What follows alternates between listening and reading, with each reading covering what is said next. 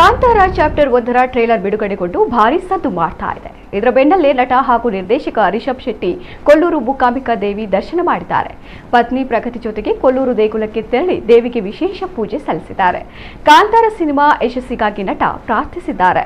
ಕಾಂತಾರ ಸಿನಿಮಾದ ಚಾಪ್ಟರ್ 1ಗಾಗಿ ಸಿನಿಪ್ರಿಯರು ಕಾಯ್ತಾ ಇದ್ದಾರೆ.